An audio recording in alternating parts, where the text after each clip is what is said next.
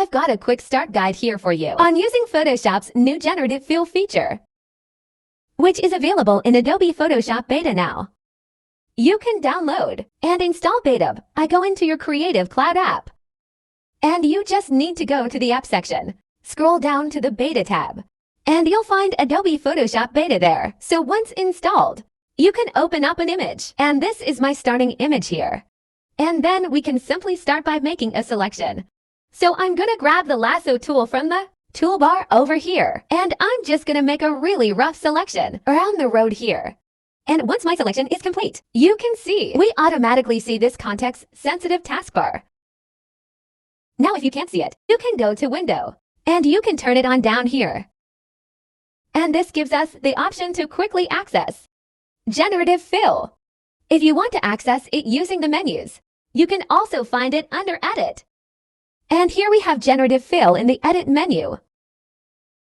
But it seems to be easier using the context-sensitive taskbar here. Now it sort of automatically appears above the image. Here we can choose to pin it elsewhere. So if I drag it, perhaps let's drag it overside over here. We can pin it here if we like, by pin bar position.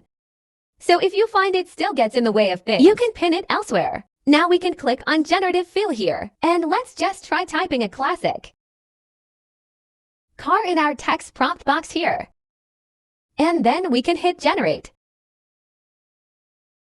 Now after a few seconds, we'll see 3 variations of our text prompt appear. So if we zoom in a little close here, this is our first variation, second and third.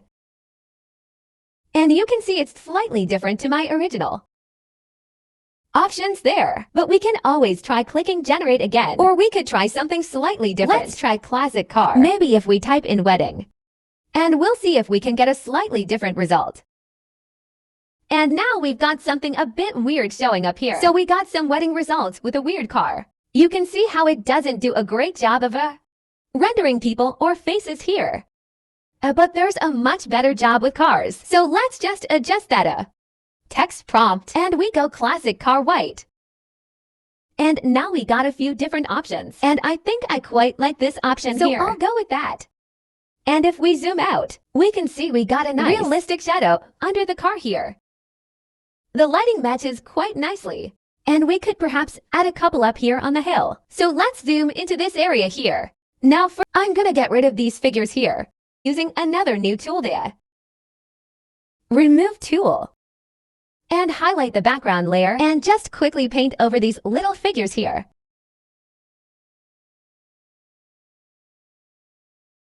And then again, I'll use the lasso tool. Make a rough selection of that area. And I'll type in wedding, couple, and again.